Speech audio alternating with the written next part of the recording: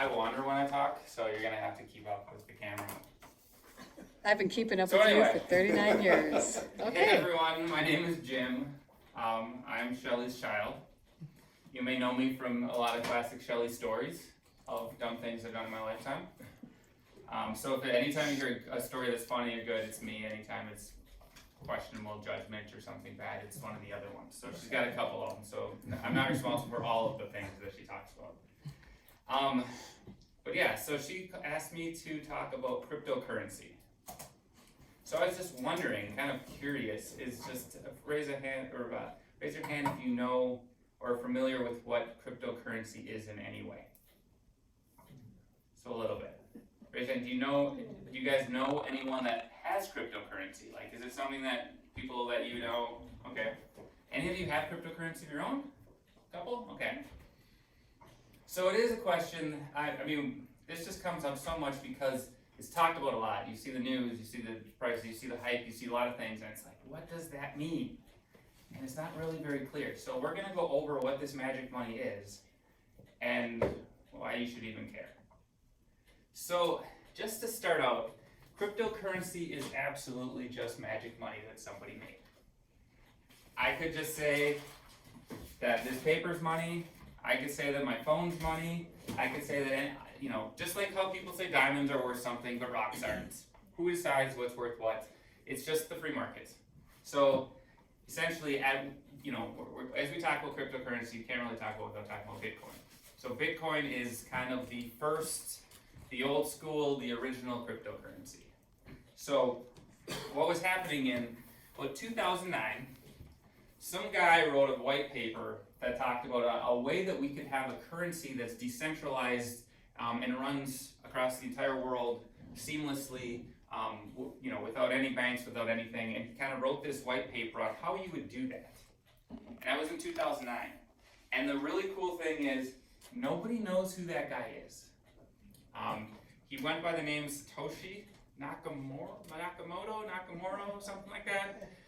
But anyway, the reality is there's theories of who he is, but nobody really knows. And that's kind of one of the cool pieces because the whole beauty of it is the decentralization. No one owns it, no one's in charge of it. So he wrote this idea and this theory of how we could have money electronically without anyone being in charge. So, there's a lot of different forms of currencies out there. When we talk about things that have value, gold, and you have diamonds, and you have things, and you have something like gold or a diamond is decentralized in the sake of anyone can trade it with anyone, and the person that you're selling it to or buying it from deems it has value, and you're trading it. If you're trading goods and services for it or whatever you want. But a lot of the other money, like the U.S. dollar, would be more centralized, where you have a central government authority that's printing dollars, that's creating the money, that's managing the money, that's keeping track of it, and then with that we have a lot of the banks that are basically keeping track. So I don't know about you guys, but I don't really use like paper currency. Everything's on a credit card, everything's on electronic. So really all the dollars have become at this point is you have a number on your bank account that says this is how much money you have. You spend money, the number goes down. You put money in, the number goes up. Basically we're not really like dealing with dollars anymore. I'm not, my life savings is not in my pocket in dollars. It's just a number on a computer somewhere. So Bitcoin is trying to accomplish a couple different things. One is just being decentralized where no one has ownership or control. It's a completely open free market that no one can manipulate or abuse. You're not going to have risk inflation. One of the cool things about Bitcoin, I'll say, and usually BTC is kind of what usually people refer to as Bitcoin. There will only be 21 million Bitcoin that will ever exist. And of those 21 million, right now 18 million of them exist today, and 21 million is the most that will ever exist. So when we talk a lot about inflation these days and things like that, this is one of the things that's going to hedge against inflation because the number of Bitcoin available is not going to grow finite. Yeah, go ahead. Where did you come up with 21 million? That mystery guy that wrote the white paper decided that number was the number to be. So it's just his Could have been anything. And as we talk about cryptocurrencies, we'll talk about there's a lot of other ones, and a lot of them have other different numbers. They grow at different rates. So this is specific just to Bitcoin. To take a step back, this one guy made Bitcoin, but since that, there's been about probably 50,000 other people that create a different coin. You can call it Dogecoin, you can call it Litecoin, you can call it Rockcoin, you can call it Cokecoin. I could create a coin tomorrow. I could call it Gymcoin, and I could put it out there. And I could say, hey, who wants to buy Gymcoin? The reality is most of them just aren't worth anything because, if you just make something and tell people it's worth something, it's not going to be. So there are only a few big ones, but end of the day, you could make any. And as we talk about how Bitcoin works, you'll see that you can make any, and you can make whatever rules you want with your currency. I could say that Gymcoin has a maximum of 150 million Gymcoins will be released over the course of a lifetime. Maybe I say every year I get an extra million of Gymcoin. Just every year my wallet gets an extra million Gymcoin because I'm the one that made it. I'm the one that gets to make the rules. But and a few of these cryptocurrencies are actually controlled by a person. So like if I make Gymcoin, I can make the rules and I can control it. But for the most part, most cryptocurrencies are created and you define the rules and then it's out in the market and you can't change it after the fact. So I say, I make Gymcoin, it's got 100 million coins are ever going to be available. I get 1 million every year. It's distributed this way. I can't change that, and I can't go back and say, oh, you transferred some Gymcoin from you to you. I'm going to transfer it back, or I'm going to take it. Once you create the program and you create the rules, you can't change it. And that's where that decentralized piece is, where you have no central authority that can undo transactions. If you buy something from PayPal and you get scammed, and then you can go to PayPal and say, I want my money back. PayPal can give you their money back because they're a central authority that's managing that. So a lot of things, and you hear with Bitcoin, is a lot of uses for like the dark web, a lot of black market, people buying drugs, people running scams and using Bitcoin because it is just so decentralized you can't undo transactions. So just something you're aware of when you're making transactions. If someone says, hey, send me Bitcoin, and you send it to the wrong person, you can't just go get it back. It's very much like cash. If you give cash to the wrong person and you say, I want it back, you can call the police and you can hope they find it, but end of the day, there's no mechanism for just undoing it. And if that person isn't in the US, you're gonna be completely out of luck. But like anything, if you scam me and I give you Bitcoin, I can report you, and in theory, you can still, there's still some avenues for coming back from that. Okay, so just a quick understanding of this is when Bitcoin was first released, there's this thing called mining. And that's something that you probably have heard of because it's very, very wasteful for the environment.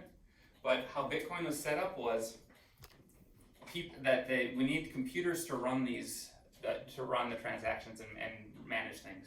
And so you have all these Bitcoin miners spread out across the entire world. People spend a fortune. I have a number of Bitcoin miners in my basement. They generate a lot of heat, and the whole house gets really toasty, which is great in northern Minnesota, or in Minnesota. But how it started was, so 2009 is when he released the white paper. I believe at first, every 10 minutes, 25 Bitcoin would get distributed to the people mining. And then 4 years later, it got cut in half. And then it was 12 and a half Bitcoin gets distributed every 10 minutes. And then it got cut in half. And so this amount, so we're at 18 million because that's how much has been distributed so far. But every 4 years, the amount that gets distributed gets cut in half. So we're actually not going to reach 21 million until like 2148 or something crazy. So it's just going to keep getting cut in half. And I think we're at 6.25 now, and it's going to be 3, and then it's going to be 1.5, and then it's going to be.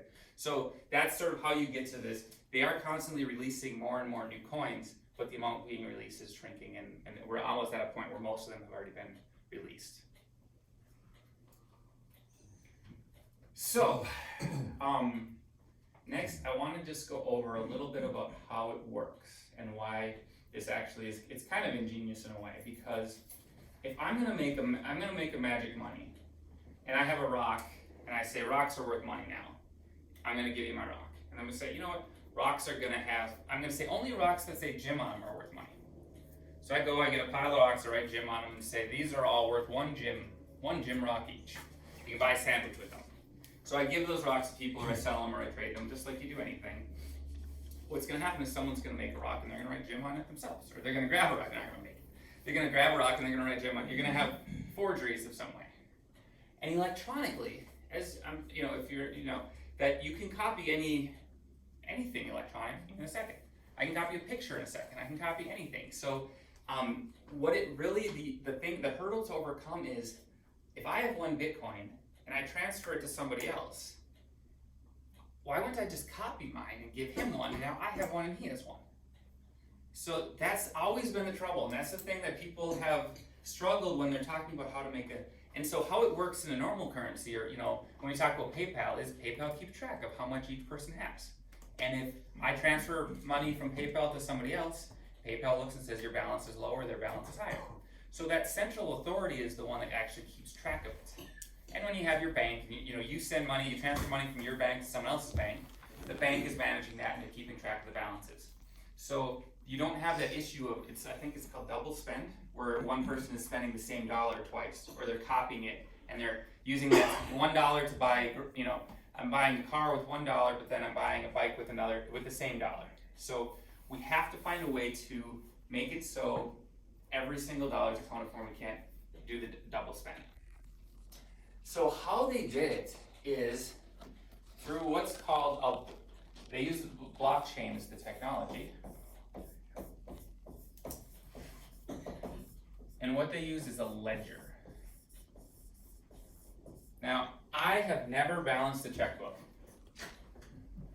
but I bet that there are some people here that have, and you probably have a decent idea of what a ledger is. So you're keeping track of all the transactions. So Bitcoin is anonymous in some ways, but it's not fully anonymous. Every single person that has any Bitcoin has a wallet, and your wallet has a unique number, and it's usually something like 3x7 2 GRH, and like a really long string of numbers and letters. And so every single wallet in existence, I can go online right now and I can tell you how much money is in that wallet.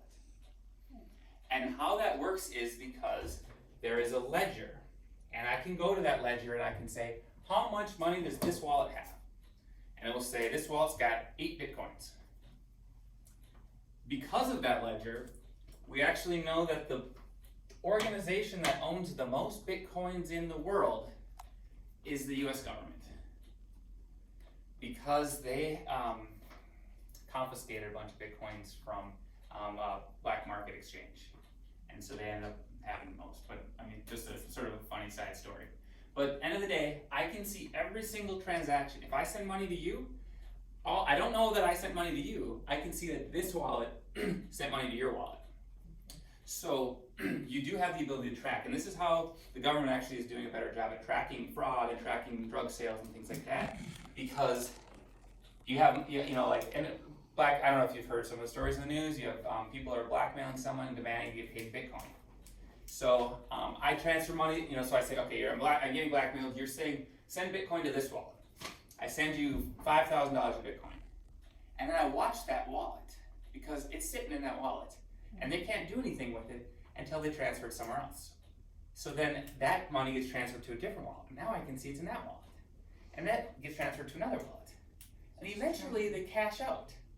And so there's a lot of different ways to cash out, and we can talk about that a little later. But when you cash out, you're generally going through a U.S. institution, because just with U.S. banking laws and with things like, I can't just set up something in my basement and say, I trade Bitcoin and you can buy and sell Bitcoin from me.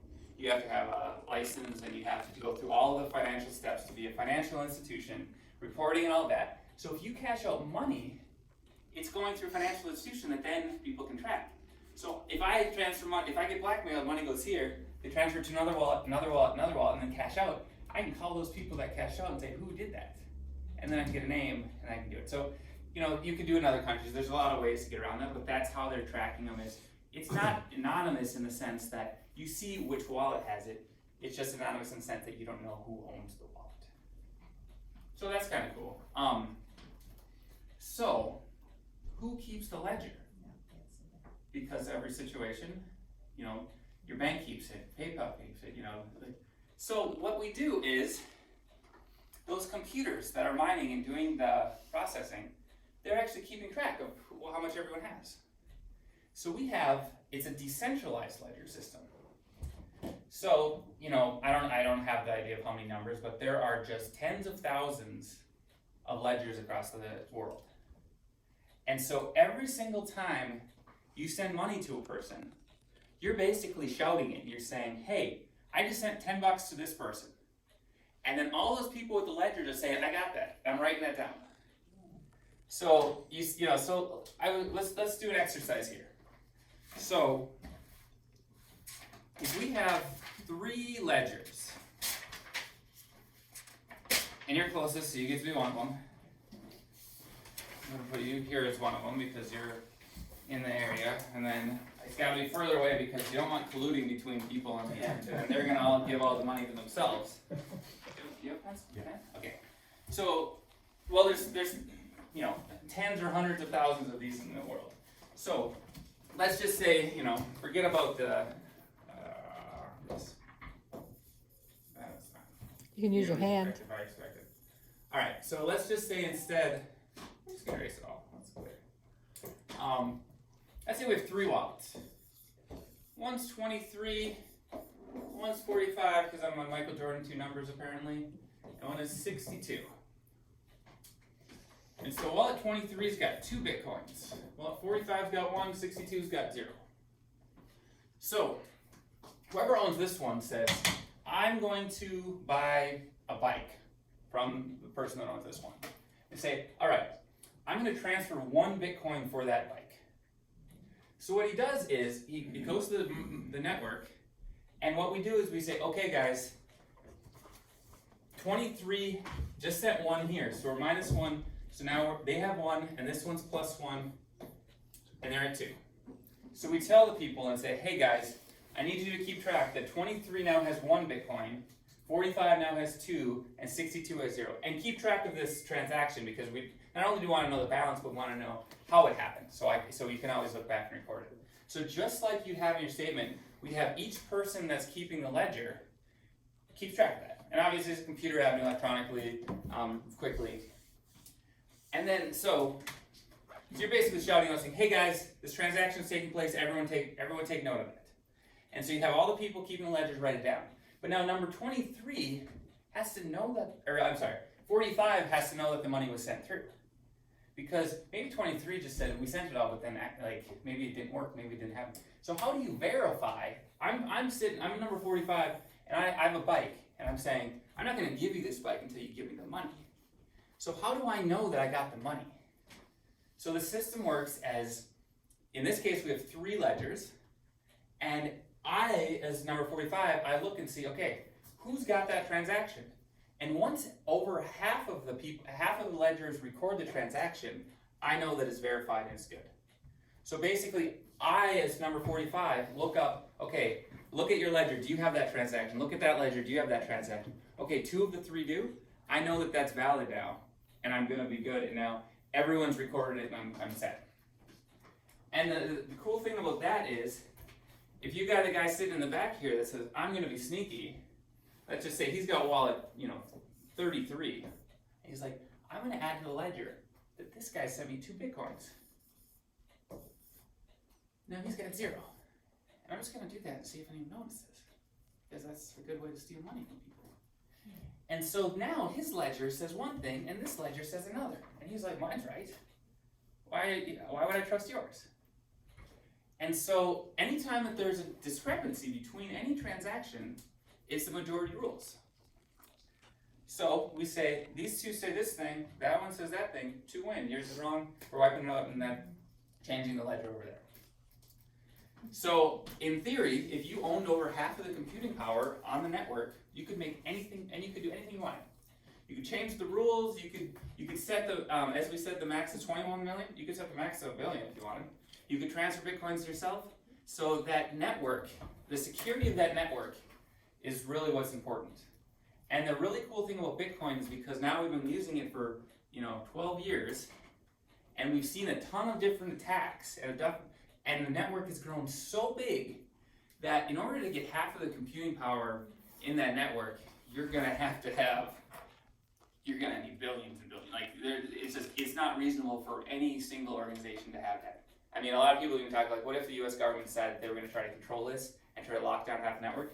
I mean, it's technically possible, but the amount of computing power required to do that is very, very difficult, and I would say insurmountable, because I don't know if you've ever seen, like, China has Bitcoin mining rigs in warehouses that are just end-to-end computers running 24 hours a day. I mean, I have some running in my basement, I have some running in the office. There's just a massive amount of computing power running these, so it's not going to be something that a single person's going to be able to overrule. And we've seen through a number of attempts at attacks, there's never been a situation where the Bitcoin network has been in any way manipulated. And it's actually another thing that's a little bit cool is every time there's a transaction, it includes it's a hash value. It didn't work at all. So this is probably not something you need to know, but a hash value is basically a unique signature of anything. So if you take a picture, that picture has a unique code that's associated with it called a hash value. So what we do is when we record this transaction, we take a picture of that transaction, and in the next line, when we make the recording, we say, transaction, here's the date it happened, here's the time it happened, here's the person that sent the money, here's the person that received the money. Just like on your, when you're filling out your credit card thing and you're saying, this is how much I spent, this is where I spent it.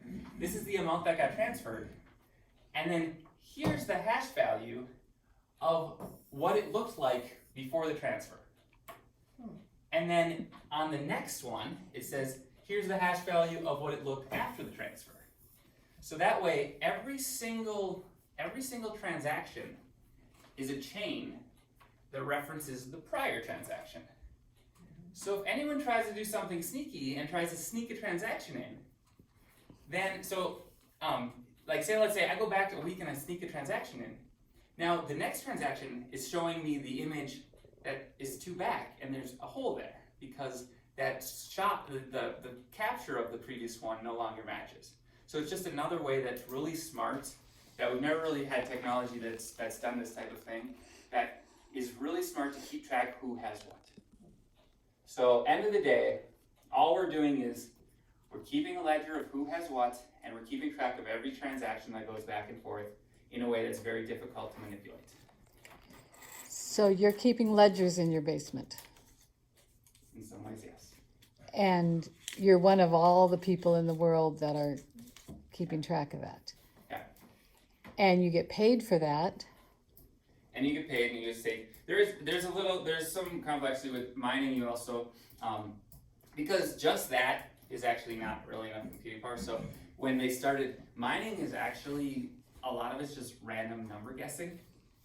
So when we said that every 10 minutes they release 25 bitcoins, and now then they release 12 and a half, what's actually happening is every computer that's mining is trying to guess the answer. And so how it starts, and so the difficulty keeps going up. So how it starts is, all right guys, guess the number 1 to 10. And a computer can just say 1, 2, 3, 4, 5, 10 in like a millisecond. We're like, okay, you guessed it, here's your 25 Bitcoin. And then as we get higher, we say, okay, now guess the number between 1 and 100. It's like, now this is considerably more difficult. And then 1 and 1,000. And now we're at like, guess a number between 1 and 100 trillion. So the difficulty just keeps going, and then that prize of who gets the Bitcoin is the one that guessed it right. And at this point, we've gotten to a point where, I mean, first of all, 25 Bitcoin is a lot, and it's I would never be able to win against all the computing power in the world. So now people join pools, and now you have these massive pools where then they combine all their efforts, and then they get one and they split it amongst. So like if I was just mining for myself, it would likely be like probably 40 to 50 years before I would be able to guess the answer before somebody else, because there's so much power computing it that my little tiny network isn't going to be able to ever win. Over time, it'd take forever, but so that's why we have these bigger pools. So piece, it just, it gets a little bit more complicated, but that's not really that important to know about. But that's why if anyone complains about Bitcoin being wasteful, it's because you're running computers just for the sake of guessing random numbers, which is a very inefficient, and they take a lot of power to run a computer all day, every day. So, hey man, but yeah, go ahead. So in your example of buying a bike for a Bitcoin, so when you look at the wallet 23, you see they've got 2 Bitcoin available, and they're gonna send you 1. So they've got the Bitcoin to do the transaction. Once they say this Bitcoin's been sent, and you go back in, you look at their wallet, now it has 1. So the assumption is that that's half the transaction's been completed. Well, so it's one line in the ledger. Right. So it's not going to say that they have 1 unless it also says you have 2, because that transaction happened at one time. So both of these would always be simultaneous. Right. So you would have it. So you would know because your wallet now has 2. Okay. Now, one of the other beefs with Bitcoin is, as we transfer, and now I'm sending out this message to everyone and verifying it, that process is not fast. Bitcoin transfer, depending on what time it is and how busy the network is, can take 20 minutes to verify. Now, are you going to buy a piece of gum at the grocery store and wait 20 minutes for that to clear? Absolutely not. That's not. So that's one thing that I think a lot of people miss when they talk about Bitcoin being the future, and everyone's going to use Bitcoin as the cash. It's just not going to happen because the way that the whole network is set up, the transaction time is just not a reasonable thing. And the other piece is that when you run this transfer, you have to pay the network to transfer the money. So you're paying those computers to do it. So we talk about how the computers are getting money from the network by mining, but they're also getting money from the participants through the transfers. And of course, like anything in capitalism, we're processing the transfers in the order of who pays the most. So if I say, hey, I'm transferring money to Wallet 45, and I'm gonna pay this much to do that transfer, if I'm on the top of the list, I might have that transaction clear in a minute. If I say, you know what, I don't really care how long it takes, I'm gonna not pay very much, it'll get to it eventually, it might take 2 hours. So you have the ability to control how much you're willing to pay, and so that's called a gas fee. So that's, as the network has continued to grow and there's been more and more competition, those gas fees have gotten really high. On some networks, so Ethereum is another one, a lot of complaints, like the transfer is like a $50 fee. It's like, I'm not gonna buy gum for $1, wait an hour, wait 20 minutes and pay $50 fee for this transfer. That's just not realistic. So that's a huge, hurdle to overcome. And that's why a lot of people will wait to make transfers off hours. So how much you have to pay to transfer money is going to be a lot lower overnight than it is in prime time U.S. hours. So it's just, it's kind of funny because sometimes you look and it's it's going to cost me, at times where it's like $80 to transfer money from one account to another. And it's, so you can always wait longer. So that it's always just a matter of, because it's competitive and other people are in front line and they want to pay more. So, but so that said, so then these other cryptocurrencies came around and have said, you know what, that's just not going to work. These fees are not going to work. And so because this was kind of the first one, there are a lot of pieces to this that are not as great as some of the other ones. So since this has been released, like I said, there's tens of thousands of cryptocurrencies being made. One of my friends, his 20-year-old cousin in college made one, sold it to a bunch of people. It's just, there's so many, but a lot of these newer ones are faster and cheaper. So Bitcoin, in my mind, will never be a currency for transactions. It's never going to be something you go to the store. But there are some other ones that have the features that would work in that situation. So I'm not going to say that cryptocurrencies can't be used as a transactional currency, but I would say that Bitcoin cannot be used as a transactional currency. You're saying that people aren't using Bitcoin right now to go maybe to the grocery store or something like that? Because I've heard you can do that. There are very few examples. I've used so online poker is kind of a questionable legal thing in the U.S. And you can play anywhere if you just deposit Bitcoin, and there's a lot of places that will accept it. But I just don't see the ability to get that widespread adoption, primarily because of the time and the cost of the transactions. And if you're gonna go to grocery, and there are, like people are, say, my business accepts Bitcoin payments because why not? I mean, it's money, you give it to me, I can exchange it. But I just don't know if I think that because of that hurdle. So then the question is, like, what are we gonna use, like, what's it good for then? Why would this thing be worth anything? And I think that the answer has been consistently as a store of value. So you talk about like gold. Gold's worth a ton. Everyone knows it's worth a ton, no question about that. But you're not gonna go to the grocery store and buy something with a gold bar. That's just not feasible. You're not gonna carry it around with you, it's heavy. So what do? You buy it, you hoard it, you use it as a way of keeping wealth in a convenient fashion, especially for people who are not comfortable with the government, having highs on their money and some of that. And it's a diversity thing. There's a lot of value to that. So now let me just ask you, if you're talking about, I need to store value somewhere, do I want to go out and buy gold and have this gold bar in my basement? Or would I buy Bitcoin and I can either have Bitcoin on an exchange where it's just like it's in your bank account, or I can have my wallet on a flash drive. And then I can have this flash drive that has $100 million on it. And I don't know if you guys have followed it all with some of the worldwide politics, and one big thing that's happening a lot is China.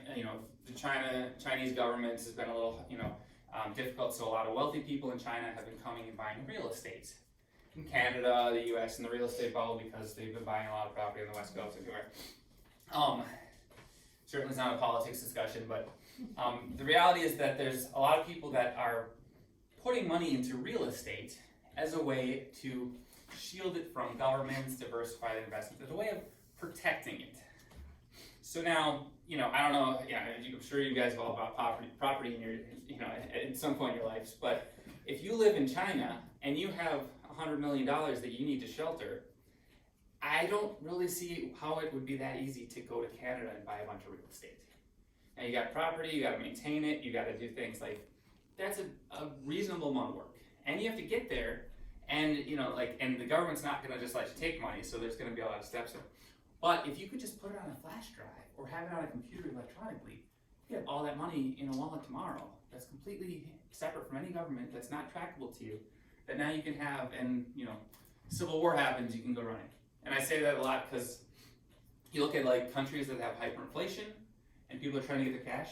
I mean, what people do is they either try to, convert it to dollars before the inflation goes too high, buy gold, but this is an avenue that if you're in Zimbabwe, you can jump on your computer and you can buy Bitcoin tomorrow and you can put your life savings into it.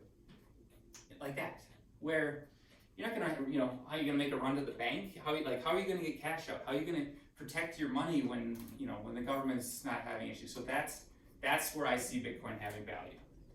And it's shown that it has a decent amount of value there. It's just that place where you can store money. And you guys know how much a Bitcoin is worth? 60, so. So like, I tell people, I'm like if I was like, I have a Bitcoin here, how much would you pay for it? Like if I was like, I have a flash drive here that has a Bitcoin on it, I'll give it to you for $500. Like, that seems insane. I'm not gonna pay $500 for this flash drive. That's magic money. I was gonna ask you, how's the value determined? So the value is determined just like a stock. The people buy and sell, and the market's dictating the price. So the price of Bitcoin when it was released was like 0.001 cents. And then people started mining it, started going up, it was worth like 5 cents. The first transaction with Bitcoin ever was a person who bought a pizza. I believe they paid about 25 Bitcoin for it. So then the value of it was about $1. Don't quote me on those numbers, but it was roughly that ballpark. And so then the price of Bitcoin today, actually it might have been like 250. Anyway, the price of Bitcoin today is $60,000. And so that pizza that they bought, I don't remember the exact number, but it's in the realm of hundreds of millions of dollars is how much that pizza is worth in today's dollars based on the currency rate. So the price is definitely there. And the one thing that's really cool now is when you first started, buying it was kind of a pain. Like I'd have to basically like find someone to transfer money to my wallet. Like I can create a wallet really easily, but I have to find someone to transfer money to my wallet. And then what am I gonna do with it? And that's still the case with a lot of these new, if I buy some gym coin, I can't just trade, you can't go to a bank and be like, hey, I got 10 gym coins, someone give me cash. You have to find someone to buy it. So now we have these exchanges that have been created. And for a while, the government was a little bit questioning on how you did it, and there's a lot of black market trading going on with Bitcoin, but they started out, these exchanges have been basically above board, and they've been going through all of the SEC requirements, they've been going through all the tax reporting, they've been doing all of the licensing required to be a financial institution. So it's a lot more secure, and they basically act just like your bank. So one that I use is called Coinbase, another is called BlockFi. And I can create, and I have an account in there, but anyone can create an account on there in like 5 minutes, and it's just like your Wells Fargo account. And you say, I want to transfer money into my account. It says, all right, where do you want to transfer? Do you want to put a credit card? Do you want to transfer from your bank account? How do you want to transfer money in? And then it's, once you have money in, you can say, all right, I have $100 in my account. I'm going to buy $100 worth of Bitcoin. Just happens like that. I transferred. Now I have $100 Bitcoin. It's just 0.0001 Bitcoin sitting in my wallet. I don't have to keep a flash drive anywhere. It's just sitting there, just like it would be sitting in my Wells Fargo account. And so I now have a wallet. If someone says, hey, can I send you Bitcoin?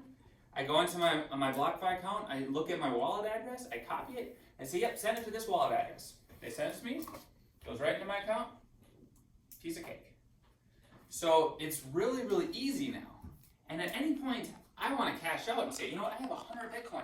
I want to get that into cash. Give me the, $6 million or whatever that 100 Bitcoin's worth. Tomorrow, I could withdraw it from my account just like I could withdraw from my Wells Fargo account. So that ability to trade really easily has been a huge hurdle, because at first you weren't able to do that, and there was a little bit of trust of like, I have this Bitcoin. I talked this one guy into selling me a pizza, but really I don't have it unless I can find someone that wants to buy them from me. I can't really trade them like that. Where now, easy. I mean, the amount of Bitcoin traded in a day is, the market cap is in the trillions. The amount traded a day is billions. Is just out of this world. It might be the U.S. stock market. But the value of Bitcoin changes daily. Changes second. Every second, the value of Bitcoin changes.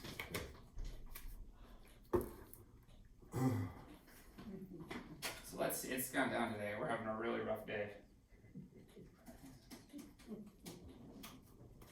So if you're following the stock market, yeah, we're 6% down today. If you follow the stock market the same way, where it's a market. You're trading it, and the price. So if I hit refresh here, the price is going to change.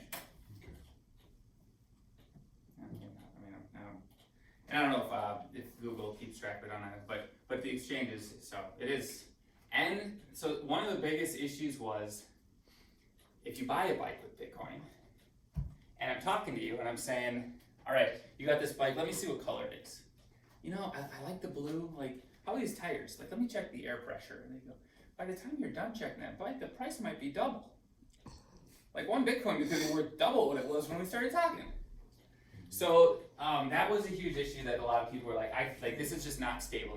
I can't trust it. But if you look now, if I look now over the course of a year, there is a decent amount of fluctuation. We went from the 30,000, we climbed, we dropped back to 30. So we've been within 30 to 60, which is very high fluctuation for anything that you're considering a value. But the reality is that on a daily basis, it's not going to double while you're talking to someone. Where 10 years ago it would have. And that's where some of that over time we're stabilizing to a point where then it becomes even more valuable as that store of value when it actually has a stabilizing price. So the one way to buy it is just using one of the exchanges, and you're going on, logging in. It's exactly like you're logging into your Wells Fargo account. But the problem is, this whole thing's decentralized. Why would I log in? And because they're all reporting to the taxes, they are above board aggressively because it's a questionable industry and they don't want to risk losing their license. So they're doing everything exactly as they should. So they're gonna report you on your taxes for any gains. Any gains you have with Bitcoin are exactly like gains with the stock market. So if I buy Bitcoin today for $50,000, and I sell it tomorrow for $60,000, I have a $10,000 gain that has to be reported on your taxes. So that's one piece that it's a little bit tough, because if I'm buying, and this goes back to probably the how viable is it as a transactional currency. I'm not gonna, every time I buy something, I have to write down the price of Bitcoin at my basis on that purchase, and then the price that I sold it at, and I'm gonna have to report that on my taxes. Like, no one's gonna do that. So, what's the point of using one of these exchanges if you want it to be decentralized? I want it to be out of the market. I don't trust the government. I'm using this as a place to replace gold. I'm not gonna be here where they're gonna report everything I do to the government. So that's actually how it started. Is we have these ledgers. So you're not holding the money, because there is no money. It's imaginary. All we have is accounts. Account 23 is this much, account this has this much. So all you're holding is the secret key to that account. So when you make a transaction, I say, I'm transferring from wallet 23 to wallet 45. And they say, well, how do I know you have wallet 23? Obviously, we're not just gonna trust you. I say, I got the key. Here's my secret code, here's my passphrase that's encrypted, and it's a very long string of things that is your hash value of things. But so that key is what basically gives you, you're not holding the Bitcoin, you're holding the key to that Bitcoin wallet and holding that ownership to the Bitcoin wallet. But so you can take that key, so most people have that key on a computer, but you could put that key on a flash drive. I could put that key in a can and bury it in my yard. I could put that key anywhere. I could have that key, and a lot of people have their flash drive then have it encrypted where you need a password to get it. So even if I lose it, I'm safe. Which leads to a lot of hilarious stories, because there's not a non-zero number of people that had a flash drive, and their wallet has like 1,000 Bitcoin worth $100 million. But they forgot the password to their flash drive. And a lot of the flash drives only give you like 10 guesses before it locks you out forever. And some people had it on a computer that they threw away. And then 5 years later, they're like, Bitcoin's worth what now? I had 200 of those. Tell me, if I find that computer again, I can retire and be comfortable forever. So there's a number of really good stories of people that basically have went and tried to clear out a whole dump to find an old laptop, or try to guess the password, and one of them got it on their 8th try, and they only had 10 before they got locked out. But and that goes back to the same as gold, same as you're holding cash. If you're going to bury cash in your backyard, there's a chance you're going to lose it. So I actually prefer the exchanges, because they're holding the key, they're managing it, and I can kind of just be hands off. But that's not where it started. It started with everyone held their own keys, and everyone kept track of them. So that's where the difference, and it becomes a little more user friendly. But the difference is now you're entering a system, it's being reported by the government. Everything's going to be disclosed. So there's certainly value in doing it both ways. And certainly, I mean, what a lot of people do is, if they really are like, I'm going to hold on to this for the next 10 years, they take their key and put it in a safe deposit box, and lock it up and have it there. So there's ways to be smart about it and things, but it's just sort of like another thing that's kind of funny that happened as part of the overall growth of this process.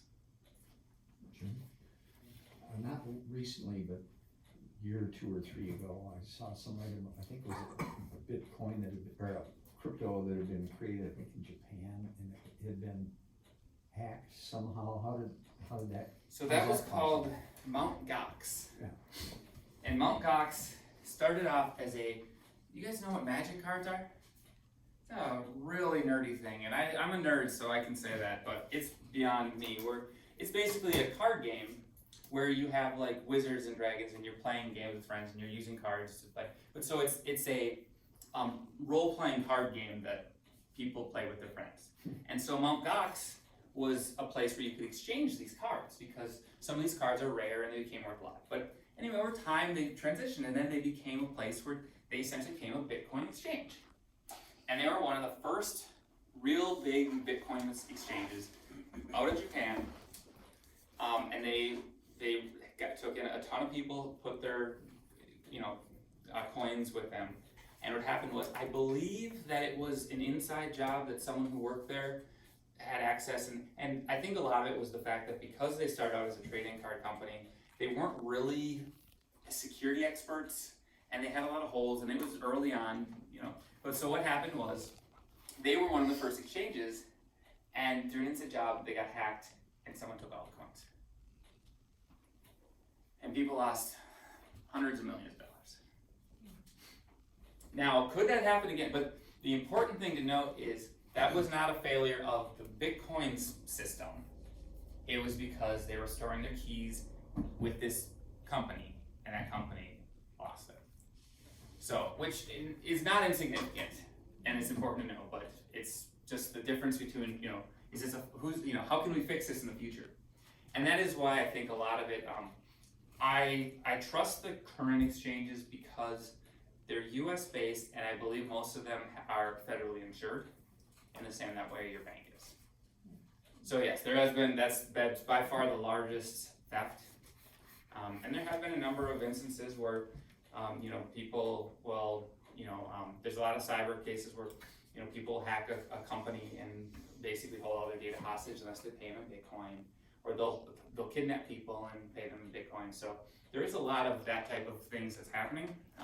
And there is a legitimate fear with some people that if I have all the Bitcoin that on my phone and I can access it, I can transfer from one person to another, and I have $100 million. There's a lot of incentive to just kidnap me, take my phone, and be like, transfer me all your Bitcoin. So the exchanges I use actually have safeguards that I can't transfer anything without a 48-hour waiting period. And this is an option, so you don't have to set it this way so you can transfer. So that way, when I want to transfer something, I say I want to transfer money, and then I have to approve it through a two-factor authentication on my phone. It sends an email saying your transfer will go through in 48 hours, and so it prevents some of that. But so there are some safeguards, but it's we're kind of still learning as we go. What else is there? By the time the last Bitcoin is created, will Manhattan be underwater? Yes. I think I'm guessing 2148. I did hear something of it, that cryptocurrency uses more electricity than Google, Microsoft, Facebook combined, all these. By a mile. Yeah. By a mile. The Bitcoin mining uses more electricity than most countries in the world. And so that's actually funny because Bitcoin is using what's called proof of work to verify the transaction has that mining. So a lot of the newer coins are using something called proof of stake, which just doesn't do the mining process because it's incredibly wasteful for no reason. And other ones are actually doing things that are more, they're using that power so you're not mining things, but you're actually like running something. So I have one now that's called Gala Games, and I'm basically doing the same thing as mining, but instead of just running a program guessing around a number, I'm actually using my computer power to run a gaming network.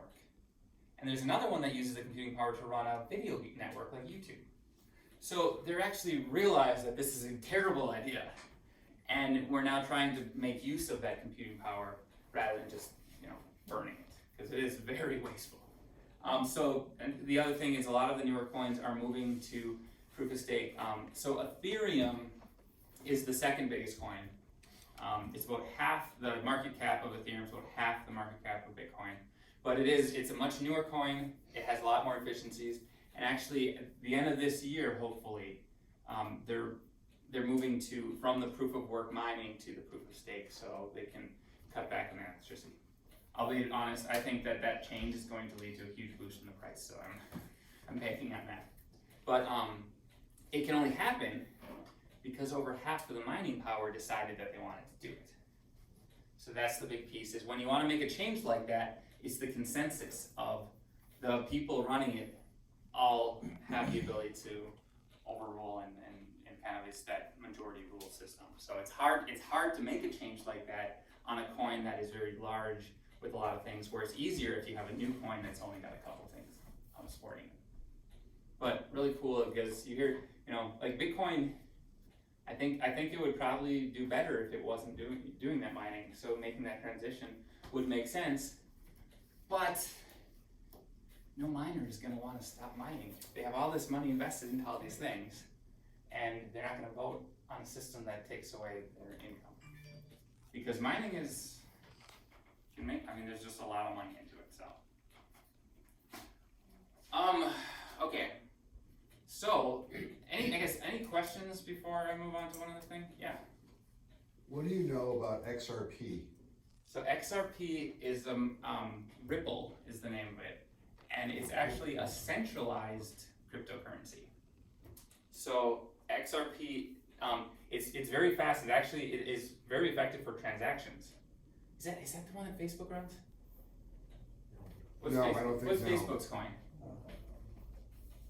Oh, I have the internet.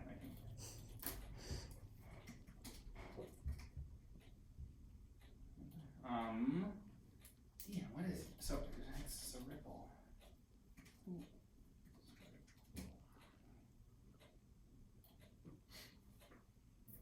So we have a see. So XRP. So it's a company. So it is.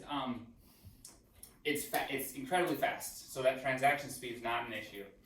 It has a lot of things, but the issue that people don't like is just the fact that it is owned. Where this company could just say tomorrow, they're all our coins now, or we're gonna produce an extra 1 million coins tomorrow and dilute the thing. I mean, they act as the Federal Reserve in the dollar and can control it. Which, but that transaction speed, from a utility standpoint, it is a lot better. But that's one of the differences that really make it. I'd still say it's definitely cryptocurrency, but it's not being centralized in the same way. Good question though. Anything else? I got one other sort of topic, but. I thought I heard something about, I'm not sure if it was Bitcoin, but doing an update now. Who is in charge of that? So that's where I think, so the newest big update is Ethereum, and they're doing that transfer from proof of work to proof of stake. But there have been a number of updates, and so generally they're called forks, where a lot of times some people will say, I want to make this change, and others won't, and they'll actually create a new coin. So it's either, there's a hard fork and a soft fork, I forget what the difference is, but one is you're creating a new coin. So like Bitcoin forked off, and there's a new currency called Bitcoin Cash. But then there's another fork where you basically make the change. And so there's a community of users that essentially promote a change. They have to get that consensus from the network to approve it, and then roll out the change. So I don't know the details on how that process works out, but it generally works through a bunch of nerds coming up with an idea, convincing the consensus of the miners that it's a good idea, and then moving forward with it, or taking that fork and creating a new currency on that idea.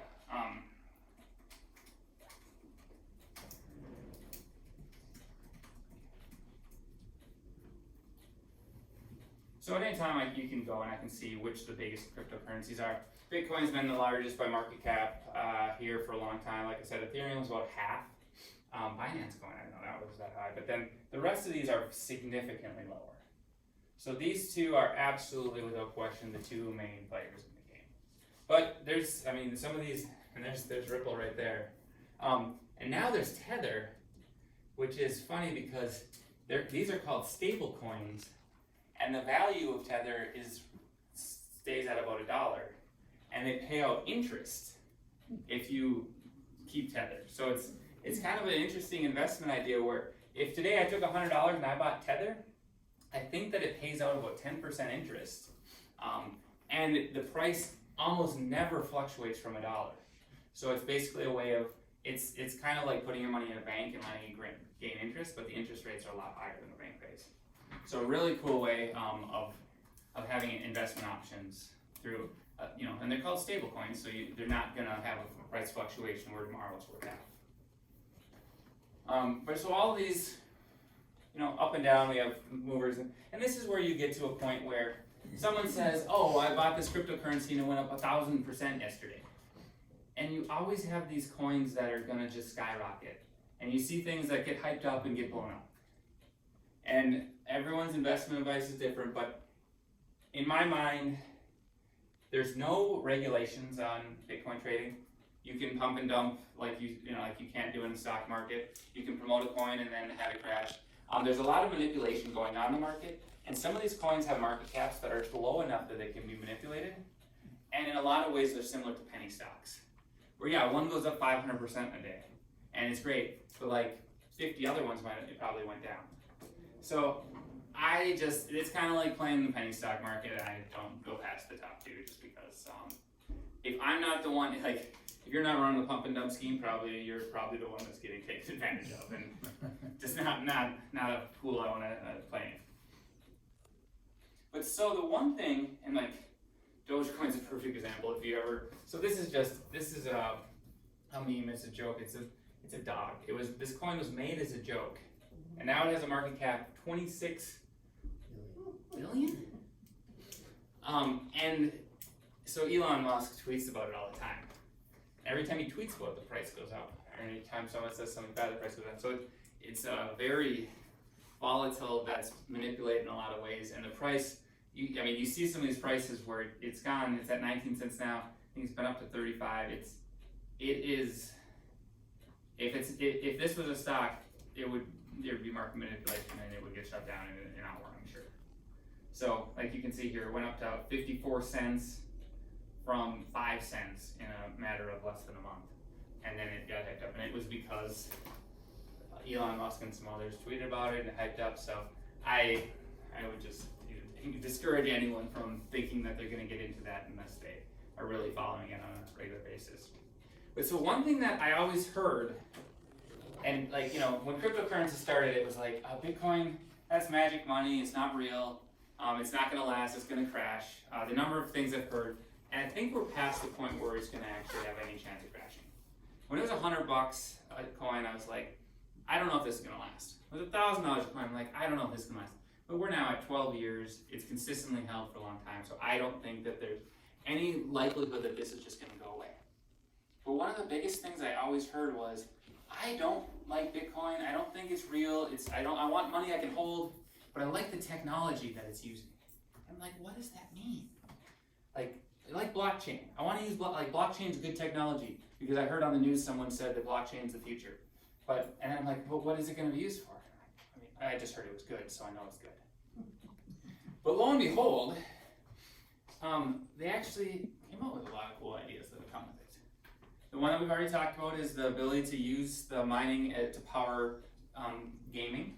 Another one is it powers video networks. And then the newest one is called NFTs, which refer to as non-fungible tokens. And so when you think of artwork, I got the Mona Lisa, I got Rembrandt, has a lot of the same characteristics of currency. Number one is that if I say that this painting's worth a bunch, the forgery aspect of how do you prevent forgeries? How does somebody else make this? And paintings, I can go tomorrow and I could probably find someone that can paint the Mona Lisa that's within 1% of the original. We've seen forgeries, the quality of those are up. And with digital art, how do you do it? I can right click and save any image on the internet, and now it's mine. How can you verify ownership in digital art? And so that's the market that just started taking off, really took off in about January, February this year. I think the first project was about 2017, so it has been around for a little bit, but it's starting to get hyped up, and you're probably going to hear more and more in the news. So they're using that ledger system to track ownership of digital art. So the first one that started is called CryptoPunks.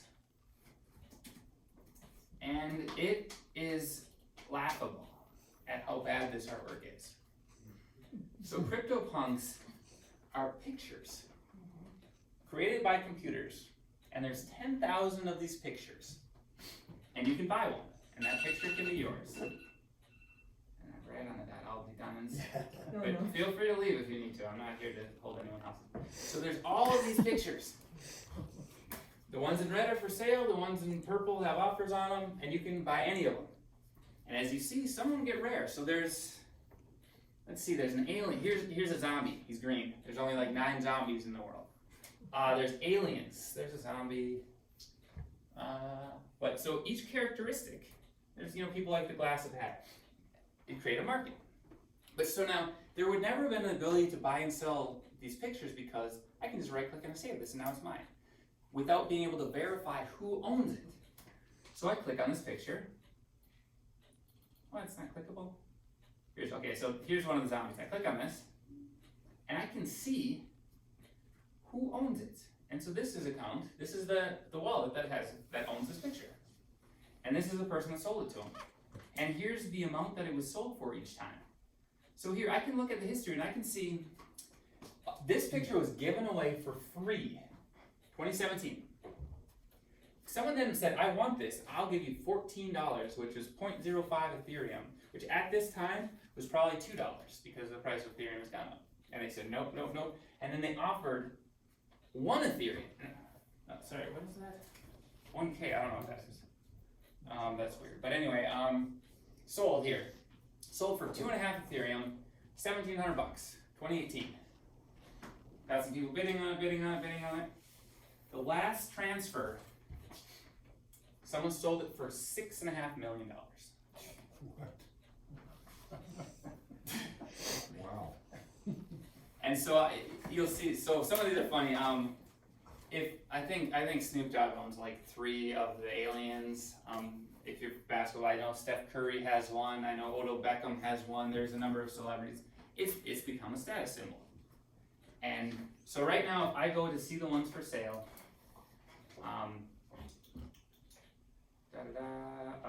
so here, it's a large sale, so 7 million. So some of these started being sold in Christie's auctions, and one auction had a pack of 5 of them, including a couple rare ones that I believe went for $12 million in a Christie's auction. So let me just see the for sale.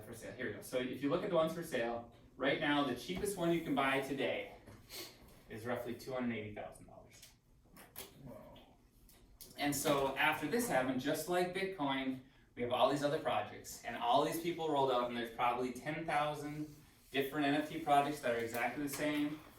Some that you'll hear, like there's Bored Apes that are worth, I think the cheapest Bored Ape is probably worth like $100,000 now. I mean, it changes every hour, so it's hard to keep track. But there's a number of projects that you can see, and there's a marketplace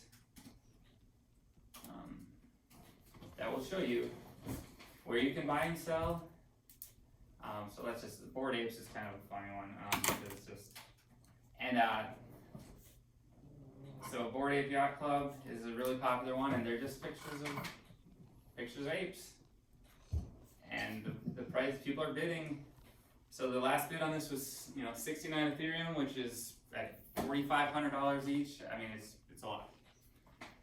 One of my favorite ones here is VeeFriends. And I say this, you'll probably see why. Because of the quality right here. So this picture right here is listed for about 8 Ethereum, which is about $35,000. So as a person who thinks all art is kind of the same, and the quality of art is not related to the price, this fits in really well with my understanding of the art world. But it's just a really cool way of using that same ledger technology on the same, and they're actually using the Ethereum blockchain to keep track of who owns the pictures. And so it's taking your traditional art world and making it so you can't have forgeries. You can use it digitally, and you can do a lot of things that was just, you couldn't have done before. You could have never done this without that type of thing. And it basically used the same ideas to solve the problem, how do I trade digital art? That, the same ideas that we started using with cryptocurrencies. So just a really cool implementation that's growing very fast. And the number of users on OpenSea, it was like in January there was like 8 people, and they probably were the creator's mom and cousin. And then in July there was like 200, and in August it was like 30 million. So and that's where a lot of the prices just like blew out of the water. So it's likely that you'll hear the word NFT be thrown around at some point. And I think right now we're kind of at that like gold rush where everyone's trying to get in because they see the prices going up, and they hear stories of, oh, did you see that Bored Ape that's now sold for 100,000, or you see that Christie auction, and then you're trying to buy things up, and then eventually they'll sort of settle down and the price will stabilize. So, but it's cool. But but probably more what's gonna happen, and not speaking of the art, but of the fact that you can make unique transactions, like your real estate and these things will probably take over. That's actually that's a good thing to mention, because they started now with using the same theory in games. And you can buy, so like you have a video game, you can buy a plot of real estate in that video game. Or you can buy a sword. Or you can buy this really rare thing and the price are going up. I was just driving last night and I heard on the radio, I don't have any of the background story, but they said that the highest price ever was paid for a piece of digital land. And it was in the millions. I don't remember what the land was, but they said that they broke the record for the highest paid for a piece of digital property.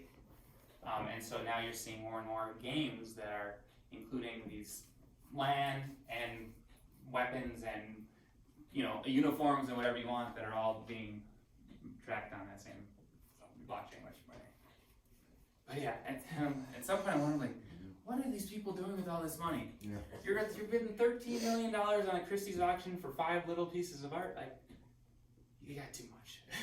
Little What? piece of bad art. Yeah, and then it's It's not Crazy. so much an object of art, it's a store of value with a picture attached. and that gets to now, are we, you know, who's just doing it to launder money? Who's doing it to store value?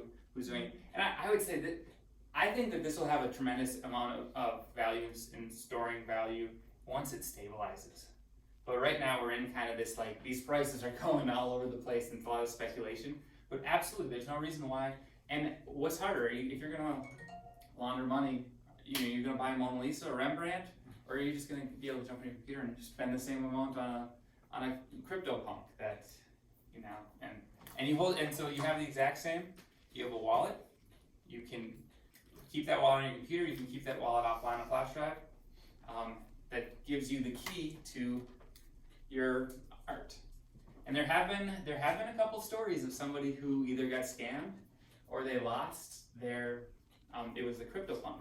One person got their wallet keys essentially stolen, and they emptied their wallets and transferred it all to their own. And it was like 6 CryptoPunks worth, you know, a few $1 million. And the worst thing is, you're sitting here seeing, this is my piece of art, and it's in this wallet, and there's nothing anyone can do to give it back to you because it's decentralized. And so what people try to do is make sure that everyone knows that that one's stolen, so no one buys it from them. But it's really hard because I go in there and I hear about CryptoPunks and I see this one that's priced really low and I want one, so I go and buy it. I mean, yeah, if I followed it and I was in all the, you know, chat groups, I would figure out it was stolen, but you're not gonna be able to tell everyone, and you list the price low enough, someone's gonna buy it. But there have been some instances of people that basically underpaid, and then someone got mad that, you know, they should have known it was stolen because the price was so low. It obviously was, but it's just, it creates kind of, you see the downside of the decentralization is that there's no backs, you know, it's the same as cash. Someone takes your cash, you can't, you know, go and say I want it back. So it's not like this is the first time we have a system that is decentralized. It's just a different one. Right, and I know we're way over, and I know that the only rule of giving a class is that you never go over the time limit. So by all means, get out as fast as you can, but I'll stay if you have any questions, and I have nowhere else to be, but I don't want to keep you any longer. So as a miner, are you holding your mined coins, or are you selling them as you? I'm holding them. And I imagine people, you know, the majority of them are, right? That's the thing is, I mean, the most people that have cryptocurrencies generally lean towards the tech nerdy side, and they're generally people that are doing it and holding it for a long term. That's just generally the trend, and that's one of the reasons why it seems like the price is going up, is because you don't have a lot of people selling. And then the other thing is that every 4 years, if you look at the price of Bitcoin, every 4 years they have that thing where the distribution gets cut in half. They call it the halving, and the price has gone up significantly the following year, just because that cuts down the amount of available coins, which then boosts the price up in the market. But I think that the fact that most people are holding on to them plays a large role in that. But, I don't know, it actually came down to, do we buy Bitcoin and hold it? Or do we take the same amount of money and buy Bitcoin mining, where we then mine it? And obviously, you could win or lose either way, where if the price goes way up right away, buying the Bitcoin to trade up would have been a better idea.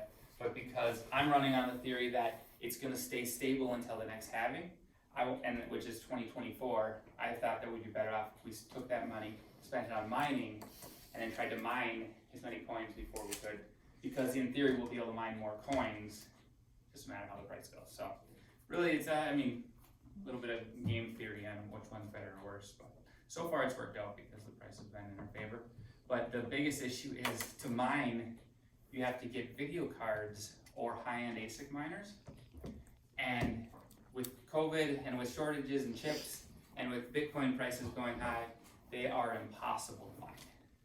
So a video card that would have sold for $600 before is now selling for $2,000. So when we wanted to mine, it was, all right, how much are we gonna have to spend on these cards, because the price of the cards are so much higher than they traditionally are, that has to play into your investment analysis, because it is very, very hard to get them. I even I reached out to a bunch of manufacturers in China, asking them what their prices were on some of these high-end video cards, and they quoted me higher prices than I was paying here. I offered to sell them some at my price. But yeah, so it is, and we were talking about we can fly there and ship, and we'll do whatever, but just the availability was not there. We had to camp out at stores, so a lot of stores will release some or get a shipment in, and then you camp out, overnight and try to get a couple and go on eBay and pay whatever the rate is. But it's a tough market to get into because of that shortage. So is it a safer bet to buy Bitcoin or to buy Bitcoin miners?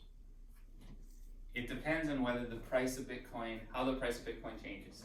If the price of Bitcoin stays stable, then buying the miners is going to be better because you're getting more, and you're not making any money because the price is staying stable.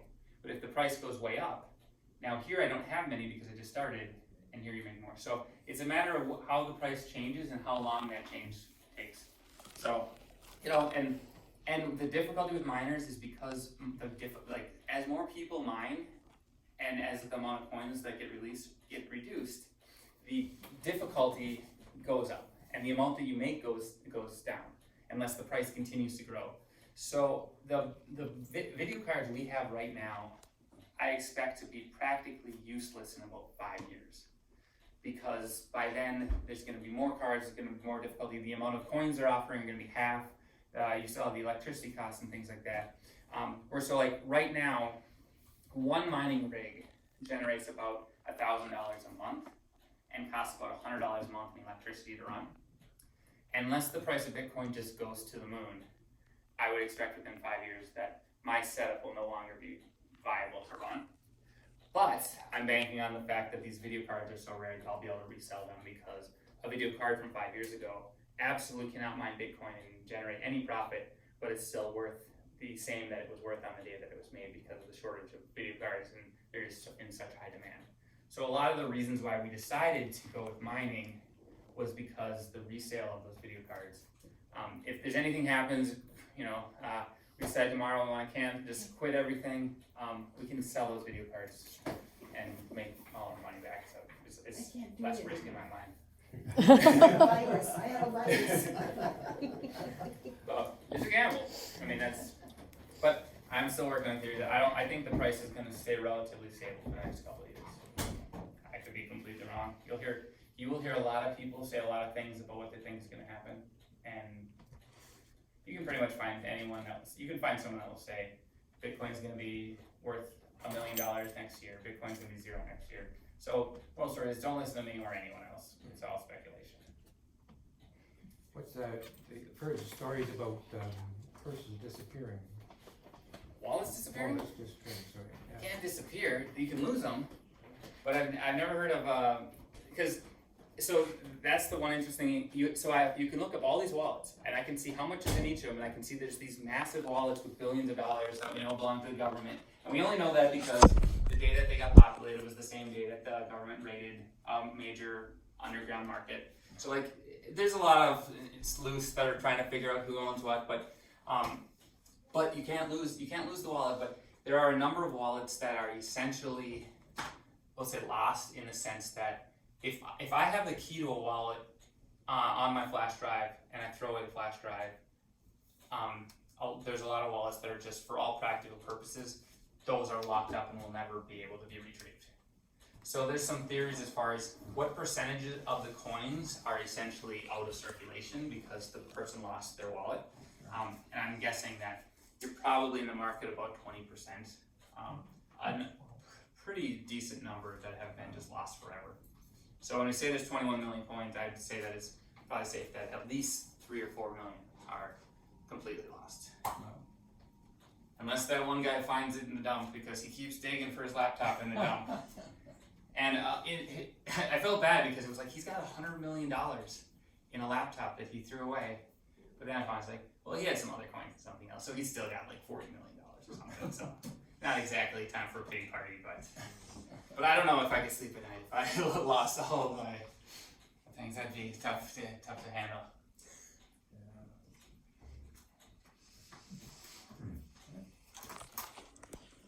So for Christmas, everyone can go home and tell their kids that they know all about cryptocurrencies.